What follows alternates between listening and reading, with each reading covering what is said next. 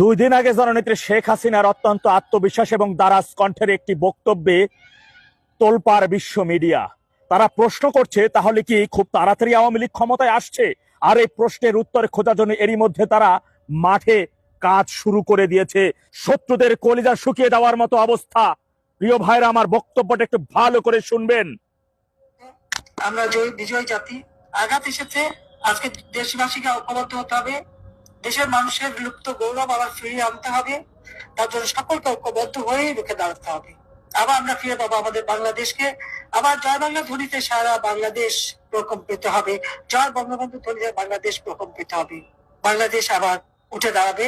2041 সালে স্মার্ট বাংলাদেশ ইনশাআল্লাহ আমরা করে তুলবো। বেঁচে যখন আছি, আপনাদের পাশে আছি, আপনাদের পাশে থাকবো। হারানো গৌরব আবার ফিরিয়ে আনবো, শান্তি, নিরাপত্তা, সমৃদ্ধি। জননেত্রী শেখ হাসিনা, আপনারা জানেন যে ক্ষমতায় থাকাকালীন তিনি বলেছিলেন 2041 সালের মধ্যে একটি মডেল বাংলাদেশ, রোল মডেল বাংলাদেশে পরিণত করবো ইনশাল্লাহ। তিনি এমত অবস্থায় আবারও সেই 41 সালে সেই প্রতিশ্রুতি দিলেন জনগণকে, এবং জনগণকে সাথে নিয়ে যারা 71 মুক্তিযুদ্ধকে মুছে দিয়েছে, সেই মুক্তিযুদ্ধকে পুনরুদ্ধারের লক্ষ্যে সবাইকে ঐক্যবদ্ধ হওয়ার আহ্বান জানাইলেন। প্রকম্পিত হবে জয় বাংলা ধ্বনিতে, জয় বঙ্গবন্ধু ধ্বনিতে বাংলার আকাশ বাতাস রাজপথ। প্রিয় তৃণমূলের ভাইরা, আমাদের সেই কাঙ্ক্ষিত স্বপ্ন পূরণ করার লক্ষ্যে আপনাদের উদ্দেশ্যে একটু গুরুত্বপূর্ণ কিছু কথা বলছি, একটু মনোযোগ দিয়ে করে শুনবেন। আপনারা জানেন 1981 সালে বঙ্গবন্ধু কন্যা যখন স্বদেশ প্রত্যাবর্তনের পরবর্তী সময় আওয়ামী লীগের মধ্যে একটি ভাঙনের সুর উঠেছিল। এমনকি তৎকালীন সময় আওয়ামী লীগের অনেক সিনিয়র নেতাই দল থেকে বেরিয়ে যাচ্ছিলেন।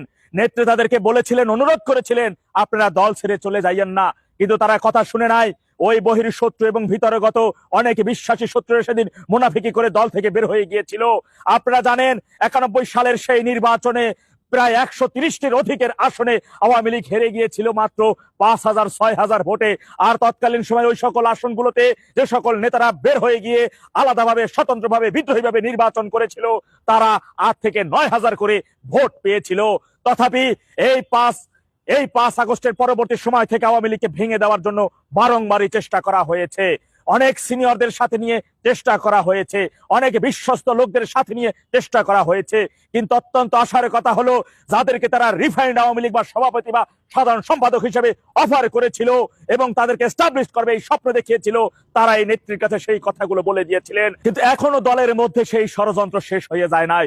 দলের মধ্যে আমি শুধু আপনাদের কাছে একটা অনুরোধ করবো, ভাইয়ের আমার, বঙ্গবন্ধু শেখ হাসিনা আওয়ামী লীগ ছাড়া অন্য কোনো আওয়ামী লীগ ধারণ করেন না, কোনো আত্মলীগ ধারণ করেন না, কোন ব্যক্তি ভাই লীগ ধারণ করেন না। অনেক কথা বলার আছে, এখন বলতে চাই না।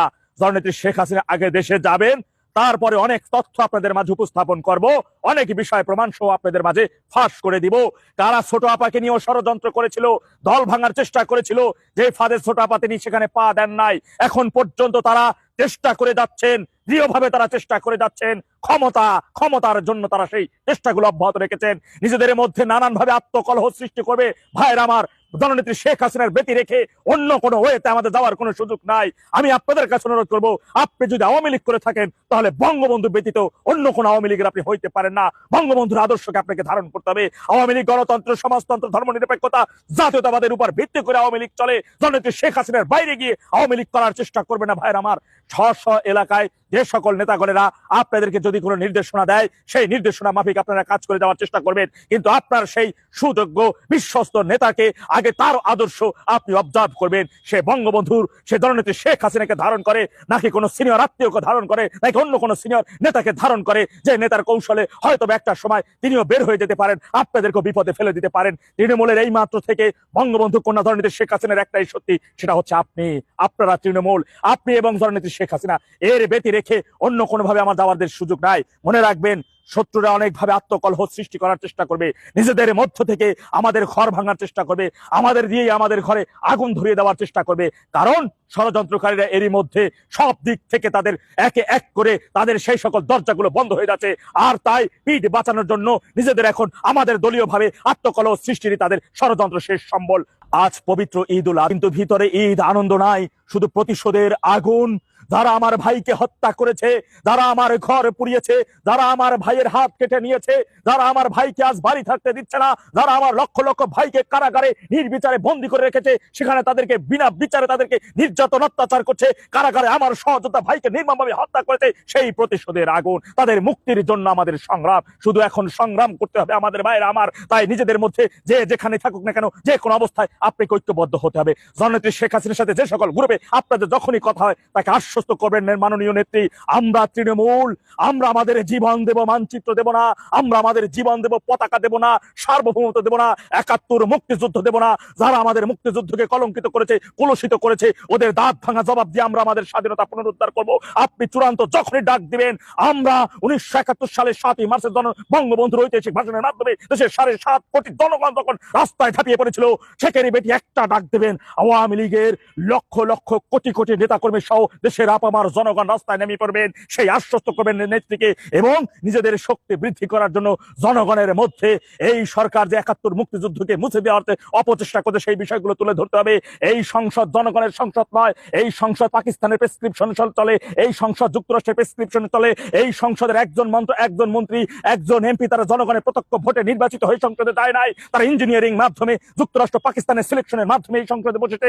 যে সংসদে কুখ্যাত রাজাকারদের বিষয়ে শোক প্রস্তাব করা হয়, যে সংসদে জাতীয় সঙ্গীতের সময় সংসদ সদস্যরা দাঁড়িয়ে সম্মান জানায় না, সেই সংসদ বাঙালির নয়, সেই সংসদ বাঙালি জাতির নয়, সেই সংসদ বাংলাদেশের নয়। এটা সম্পূর্ণভাবে ভিনদেশীদের, আমাদের চরম শত্রু দেশের দ্বারা পরিচালিত এই সংসদ। সুতরাং জনগণকে সাথে নিয়ে এই সংসদকে অচিরেই জনগণের সংসদে আমাদের পরিণত করতে হবে এবং যত সময় পর্যন্ত আমাদের চূড়ান্ত বিজয় না আসবে তত সময় পর্যন্ত আমাদের কোনো ষড়যন্ত্রে পা না দিয়ে শুধু জননেত্রী শেখ হাসিনা কখন কি নির্দেশনা দেন সেই নির্দেশনা মাফিক আমাদের কাজ করে যেতে হবে।